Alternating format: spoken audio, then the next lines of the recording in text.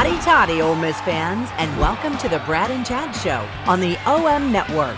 Brought to you by Blue Delta Jeans, made in the USA. This is the show by and for Ole Miss fans, where you'll get expert insight and analysis on Ole Miss athletics. And now, here are your hosts, former Rebels Chad Flowers and retired NFL star Bradley Sowell. Podcast time.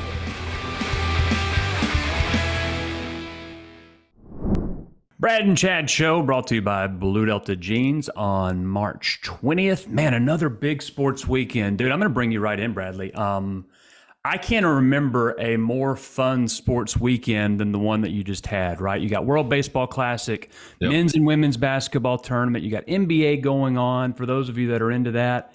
Dude, it was a fun weekend. Yep. And none of that excited me more than the Knights winning gold this weekend, baby. We won our third tournament of the year. I know.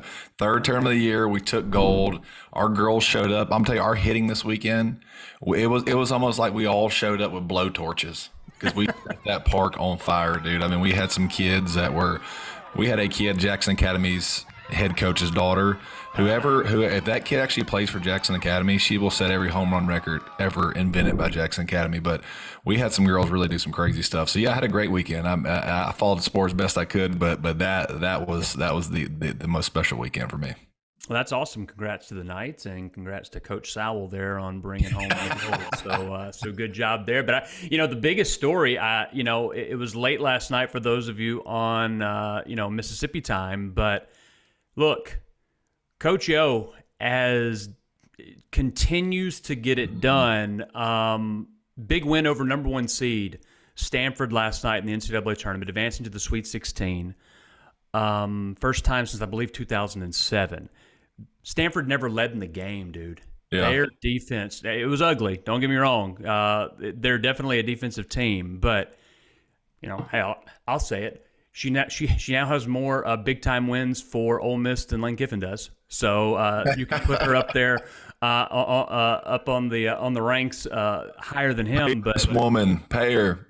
Yeah, hey, keep her here, right?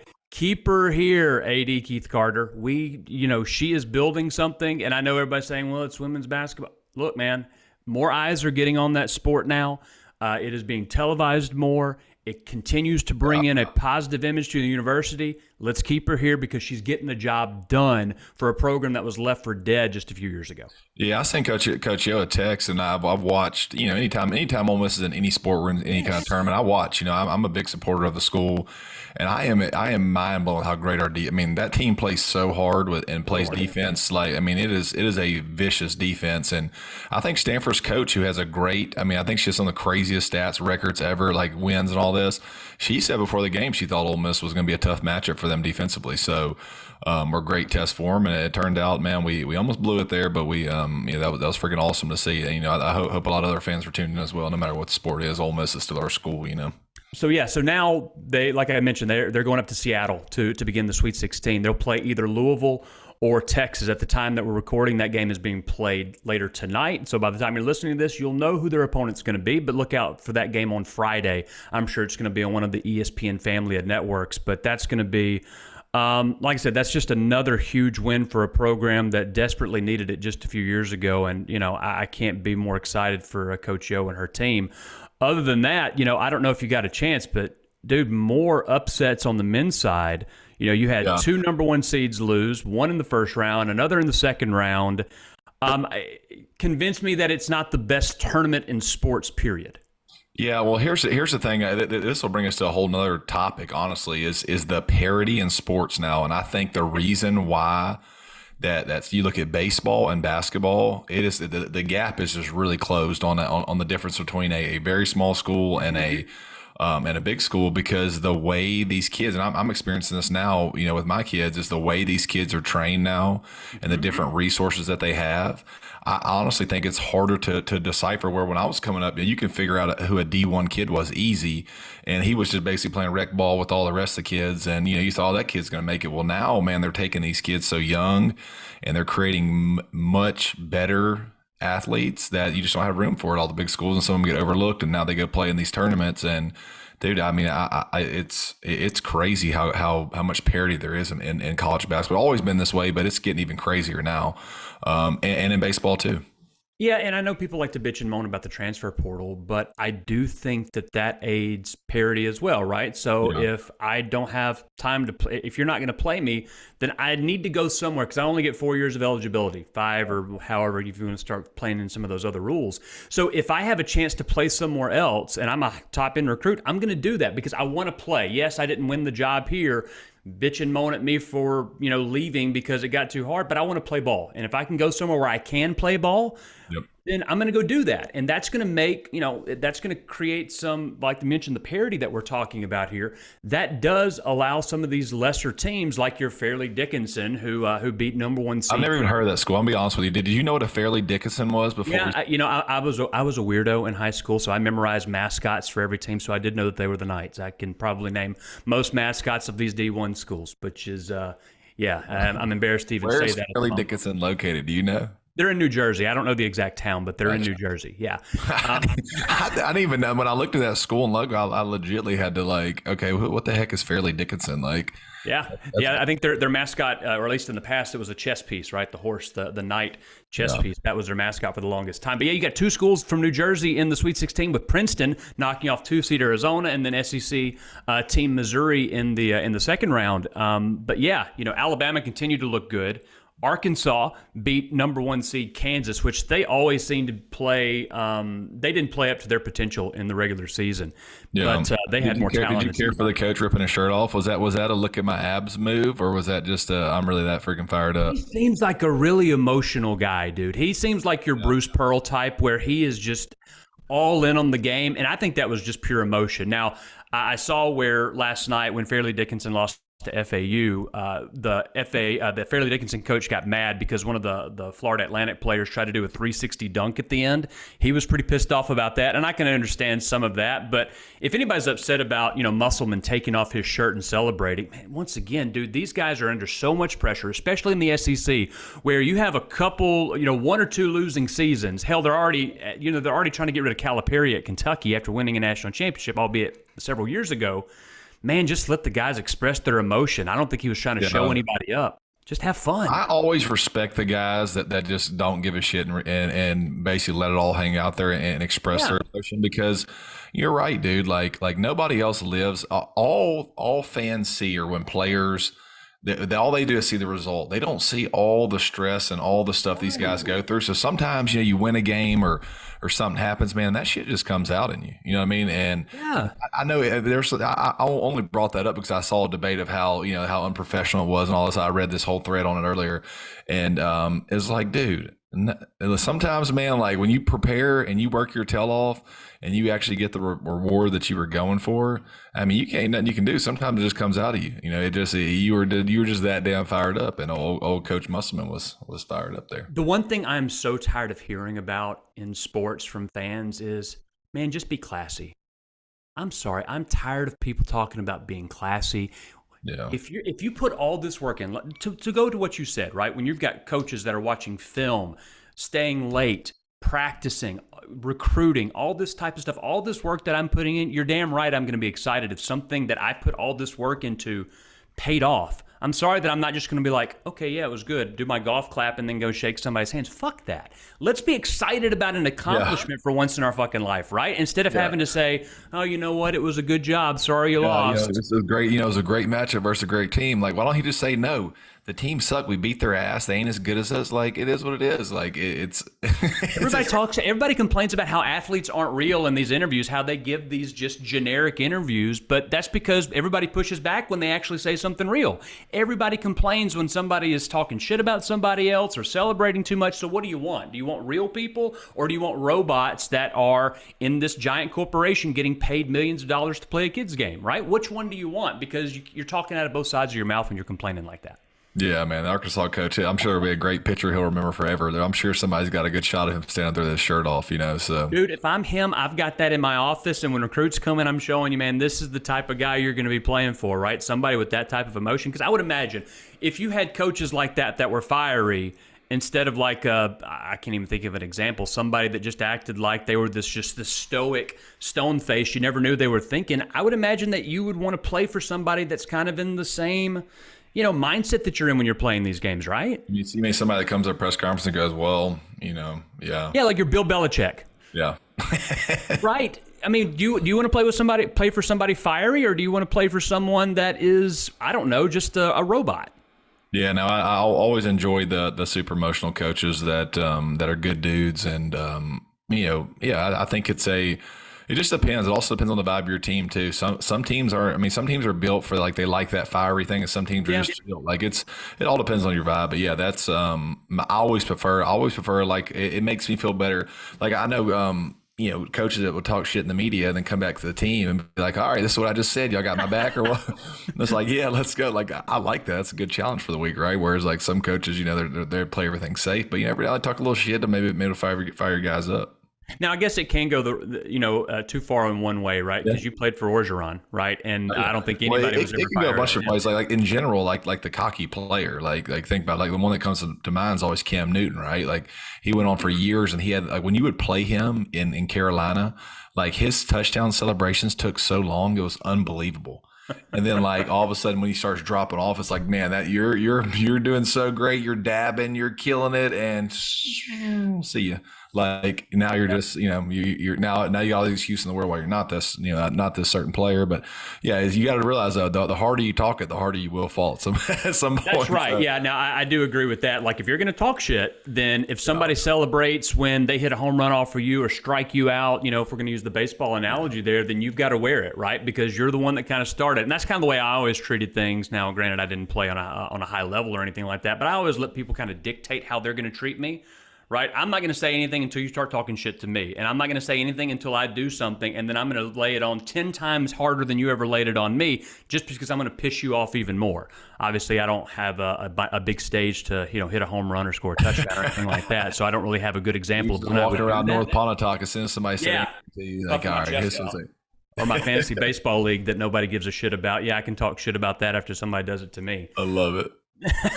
But yeah, once again, the NCAA tournament is just so much fun. There were good games. Props to my employer for not knowing that I watch games all day on Thursday and Friday last week, even though I guarantee they're not listening to this anyway, so who cares?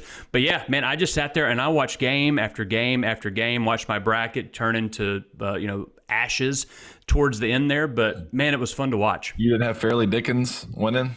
No, I did not have Fairleigh Dickinson winning. I did have...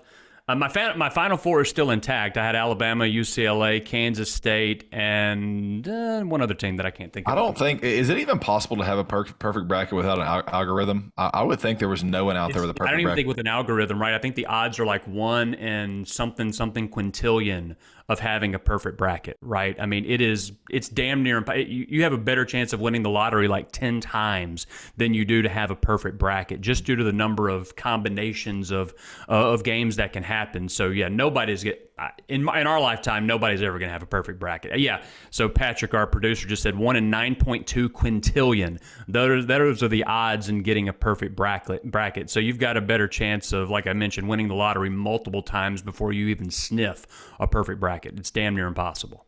Damn, that's crazy. Yeah, but yeah, it's always fun to fill one out. It's fun to watch and get angry about teenagers when they're not doing what you want them to do to help you get a bracket in an imaginary contest that you're really not even competing for anything for. But yeah, it was fun, man. It was a hell of a weekend. Got to watch the World Baseball Classic, which we'll talk about a little bit more in a second. But one fun thing not so fun thing from this past weekend was SEC baseball. The Ole Miss Rebels went up to Nashville, and man, the thing that we said last week couldn't happen, happened. Our bats went silent. And if our bats go silent, we're not winning many games. Well, I feel like Patrick should almost cue that clip that I said this past week what my biggest fear was. I mean, it was almost like I was waiting on the nightmare and it happened. So my thought was, hey, can we pitch in the SEC? The question is no right now, not versus top-tier teams. No. And could our bats hit top-tier pitching the way they had been hitting the Big Ten pitching and all these others? And the question was no. A resounding no. Exactly what I was kind of waiting to happen ended up happening.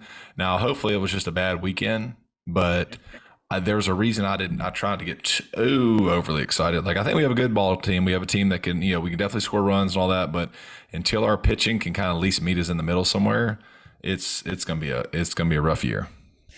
Yeah, props to Vanderbilt, right? They had good pitching, and they showed why they're a top 10 team, right? They shoved it down our throat. I will say Saunier pitched.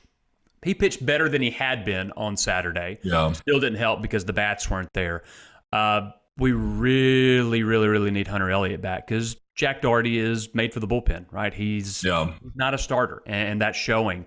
Rivas pitched okay yesterday, but once again, if the bats don't hit, you can't expect to pitch shutouts every week, and that's not going to happen. Hell, we lost a midweek game to Jacksonville State too. So all in all, a bad week for the Rebels. I was disappointed that the freshmen didn't get more at bats. I was a little surprised at Reagan Burford being DH. He didn't hit last year. He hasn't hit this year. And yeah, you pinch hit, brought Furness in later on. Get the young guys at bats. Right? Give them experience. Make them face tough pitching, right? If your guy's not going to get it done that you are bringing in because you're facing lefties, put the lefty in there. They're going to have to hit lefty pitching at some point if they want to be a consistent starter in the SEC. Yeah, they're freshmen. Yeah, they can be demoralized, but maybe they can learn from it. It probably wouldn't have helped, if we're being honest, considering how the rest of the lineup hit. But man, I was really disappointed to not at least get one. Now they've got Florida coming into town. So what do you get the next week? You got Florida coming, baby. So you got 18-4 or something like that. Florida coming in town with a hell of a lineup. It just doesn't get any easier for us, right? And that's why, I was hyped now. I was very excited about this season, but in the back of my mind, like I said last week, I had that feeling that we were a little bit. We were 7-0 in football. Is exactly the feeling I had. Yep. Now you're 7-0. Here we go. It's on, and womp 8-5 later. So that's kind of how this baseball season in my mind could potentially go. But we'll see. It's a long way. What if we come out and sweep Florida? We're saying something totally different. And it may or may not happen. But you mess around and get swept or something like this weekend and start at 0-6. You're not coming out of that hole. It's going to be a tough battle from there.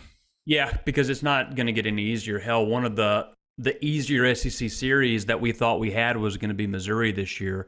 They swept Tennessee this past weekend. Tennessee was number 2 in the nation, right? So there are no easy weekends. Number 2 and number 3 got swept this weekend, huh? That's crazy. Well, and then you had, you want to talk about another team that got swept. I'm really wondering what's going to happen in Starkville. Right, so State got swept by Kentucky. Kentucky was considered one of the lower teams in the SEC this year, and they got dominated. They lost by double digits 2 of those games. I'm wondering if Lamonis is going to get fired, and that's crazy to say after winning a national championship just a couple of seasons ago. But the natives are mighty restless considering how poorly they were last year.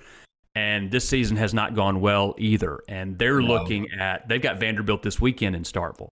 So talk about having to figure things out real quick. Now you've got to face Vanderbilt, who's coming off obviously a sweep of Ole Miss. I don't see a lot of hope for them either because they've got just as tough of a schedule, if not tougher, than we do in the SEC.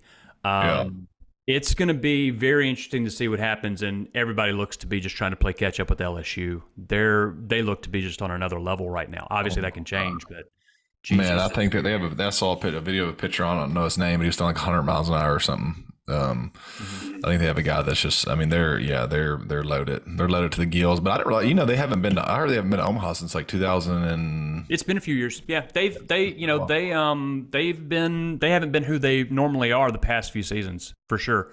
Yeah. But they took 2 of 3 from Texas A&M in College Station this past weekend, which that was another top 10 team. They look to be the team to beat, and it's not really that close right now. Maybe South Carolina, but yeah, LSU is living up to that number 1 billing, which they currently have. We'll see what happens. Like I mentioned, Florida comes to town this weekend. They just took 2 of 3 from Alabama. Hopefully they get things going.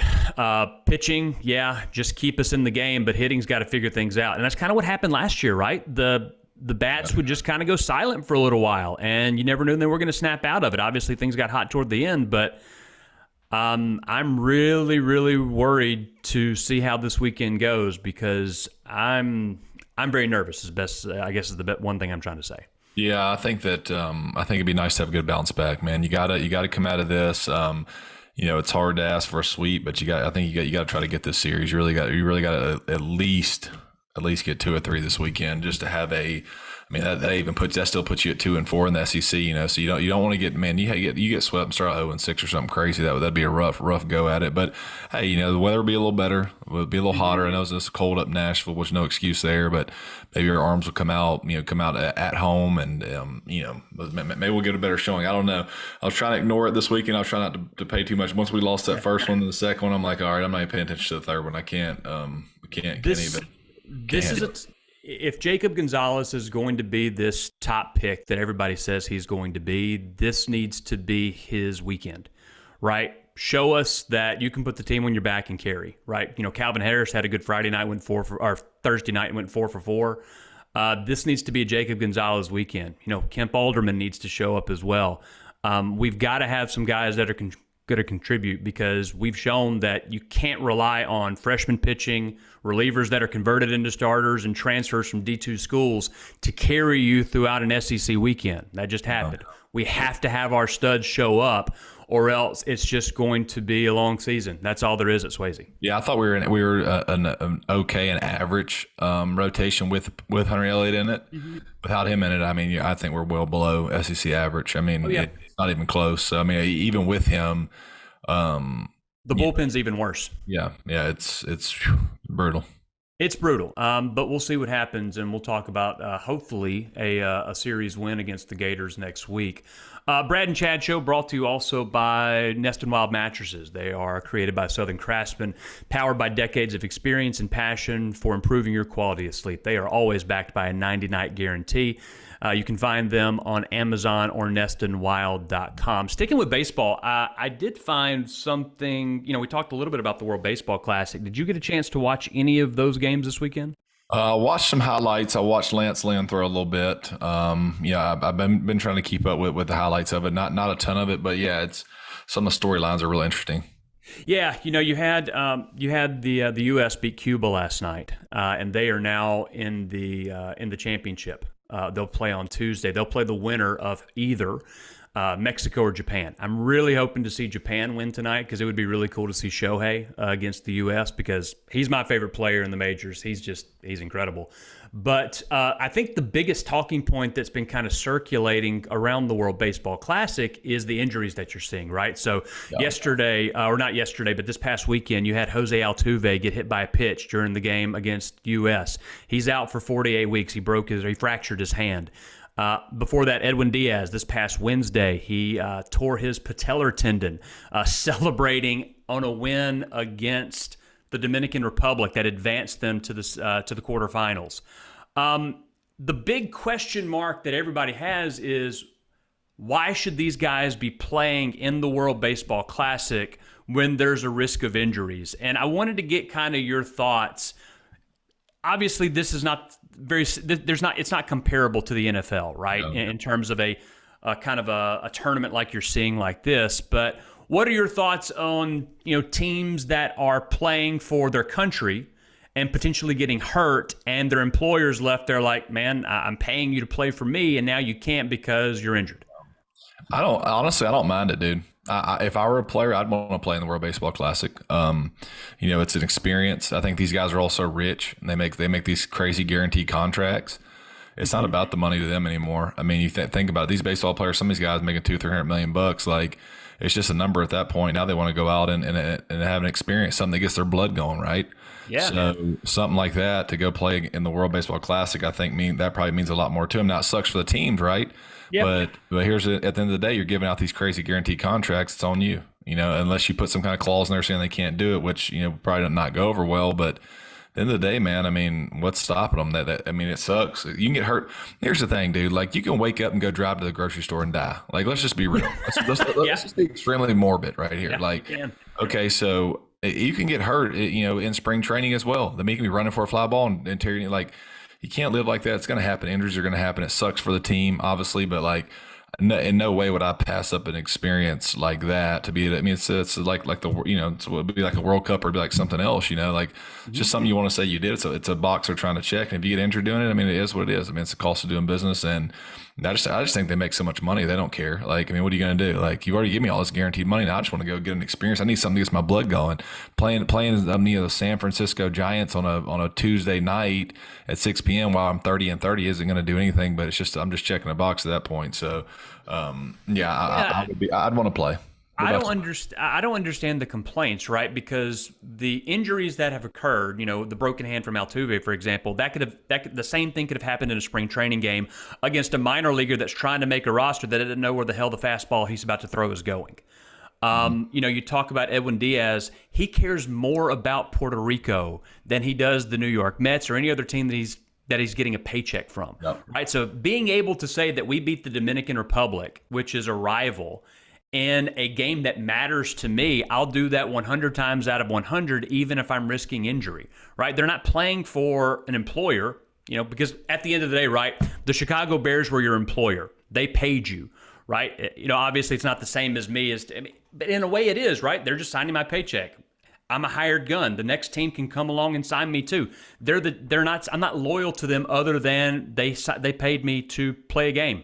Right? I signed a contract. Another team can do the same. But my country is saying, hey, come play for us, represent us, and play other countries. Let's show we're the best country at baseball. I think there's something more powerful to that, dude. I know I'm kind of rambling here a little bit, but I just feel like it means more to these guys. They're having the time of their life than having to play a spring training game against a bunch of, you know, single A and double A players. It means more to them, so let them do it. It gets their juices flowing. They're actually seeing more competitive at bats.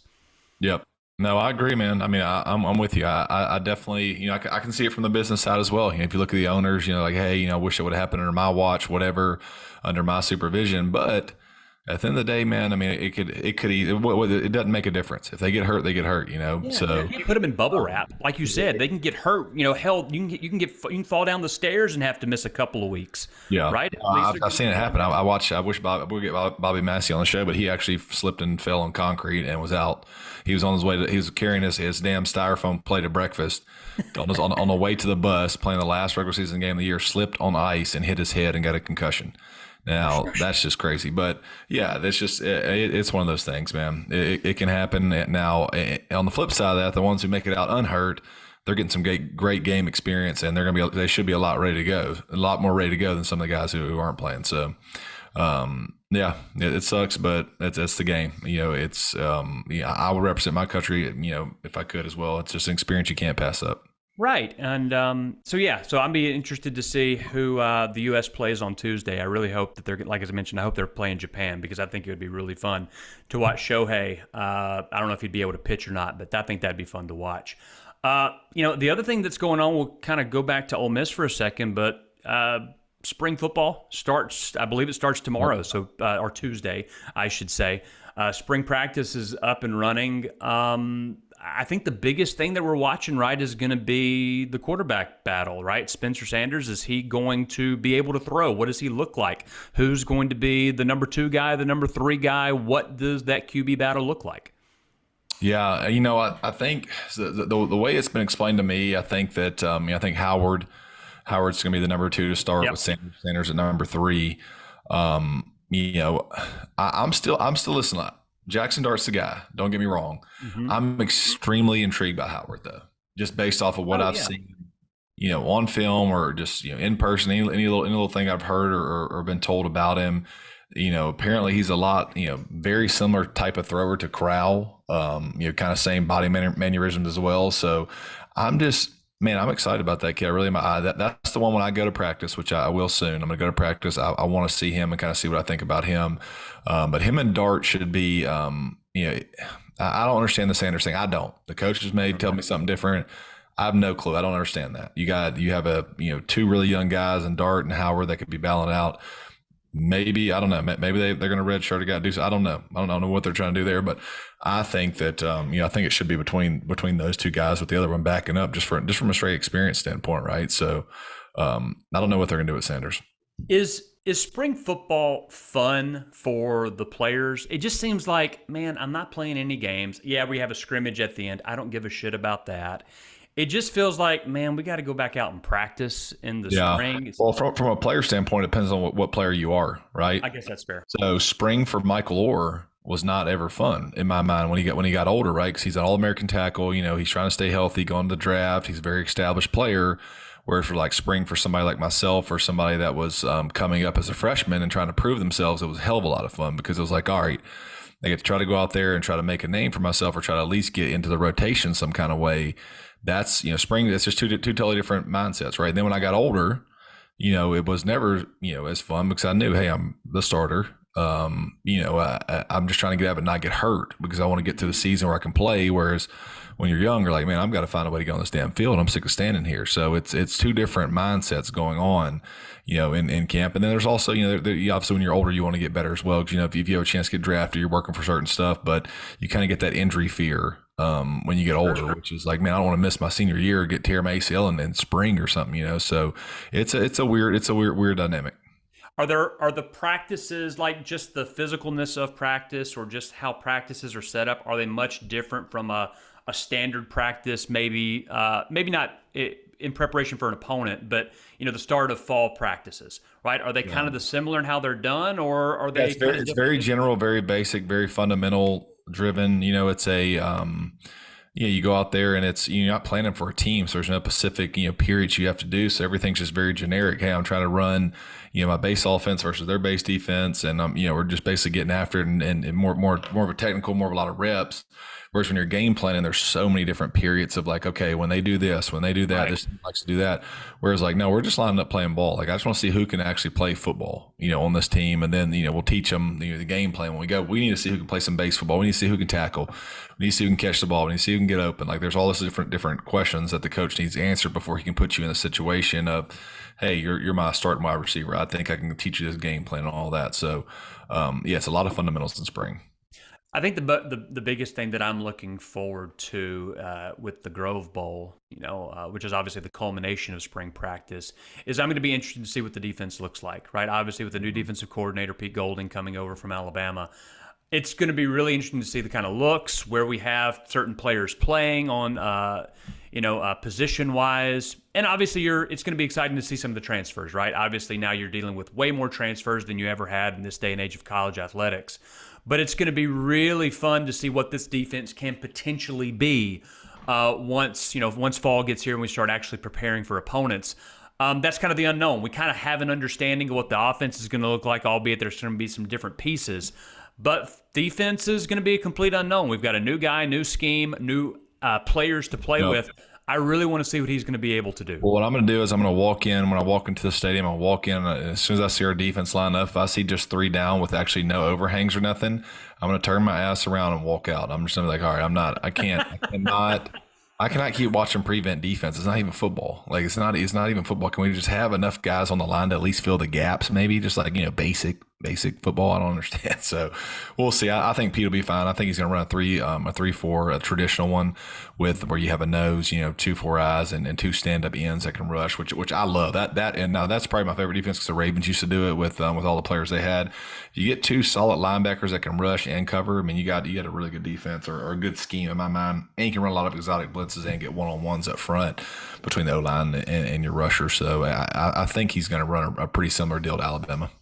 Is there anything that you're specifically looking for on the offensive line in preparation for the upcoming season? Yeah, I want to see how all those. I know we had some freshmen come in last year that were decent little players. Kind of see how they developed, and then on top of that, I want to see this new kid Sanders that we got from Tennessee. Apparently, he looks really good. But I think the O line should be pretty set. I mean, you got 4 returning starters. And we'll just kind of see how it goes. I got to see everybody kind of see where I think we're going to be and, who I think is going to take over Broker's role. Yeah. So we'll definitely fill everybody in once spring practice begins. As news comes in, we'll obviously make sure and fill you in with everything that's going on there. Oh, I see some breaking news. Luckily Roger Goodell apparently has received a multi-year contract extension. So the Goodell family is still going to have a roof to live under, plenty of food on the table. So happy for him that he was able to get it done. The mouthpiece of the NFL owners is continue to have a job. So best of luck to him in all his endeavors, right?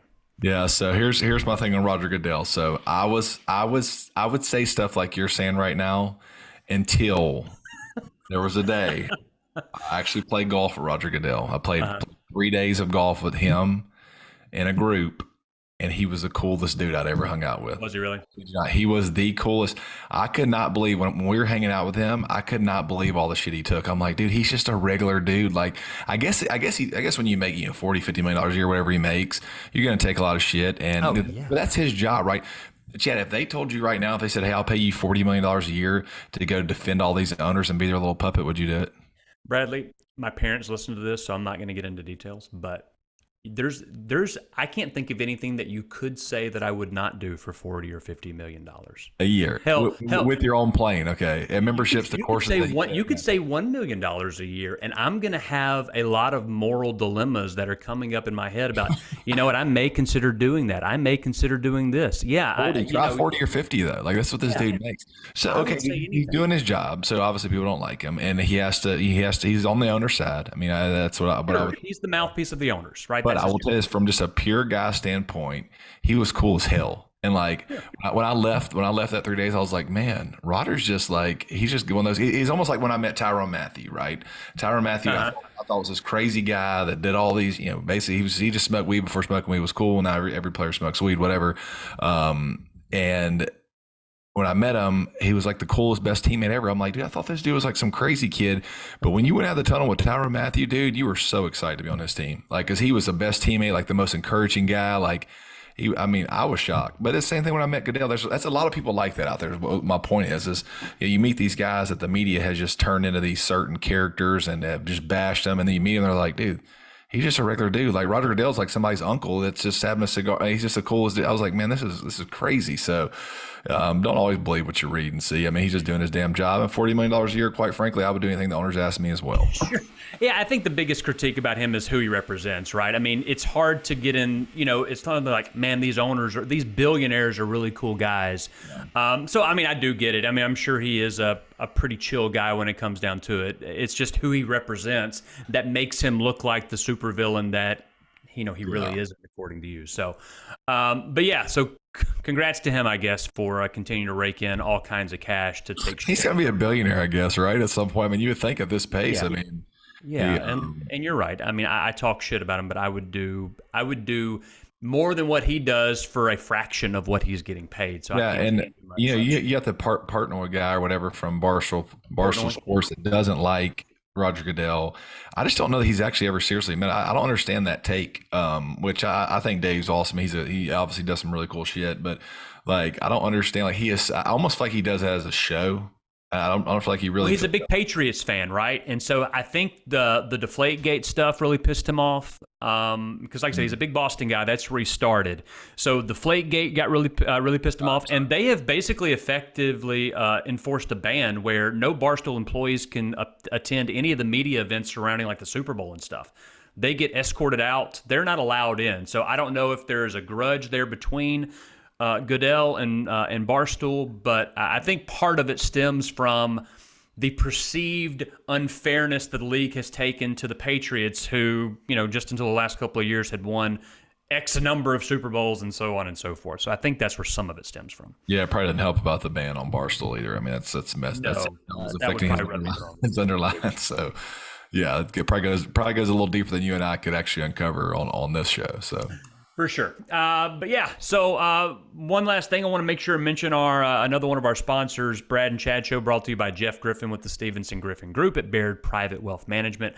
If you want to reach out, you can go to their group's website at stevensongriffingroup.bairdwealth.com, or you can give them a call at 662-841-1900. Before we leave you, Bradley, tournament again this weekend, 35, 40 games scheduled? Nope, not this weekend, man. We're taking one weekend off, then we go up to South Haven to try to defend this gold here again. So, we're off to a good start, man. We're 10-4. We're pretty good little record with we got a third place finish and a first place finish, by the third tournament. So we're good to go. We're feeling good. I think we're about to go on a little roll here. Are they already talking contract extension for you to keep you with the Knights? Oh man, I wish, man. They're breaking me. This team's breaking me. So, all this travel, hotels, and this is only our fourth tournament. We got 13 of these things, so it's gonna be it's gonna be a season, man. We're gonna play a 70-game season or something crazy in softball and 10-year-old softball. It's gonna be fun. That's more than what the Ole Miss baseball team is going to play. Yeah, I know. I realize that. I just realize that. I know. And when you're good, you play like 5 or 6 games in a day. So if you notice today, I had like this softball hangover, like this, man, it takes you a while. Because our final game, it ended at midnight. And our first game was at 8 a.m. It's insanity. It is the all day extravaganza. Any travel parent out there they know exactly what I'm talking about. They know exactly what I'm talking about. It takes you 2 days to get over these tournaments. And y'all are also doing this y'all are going to do this in the middle of summer too. So I can't imagine on a July weekend.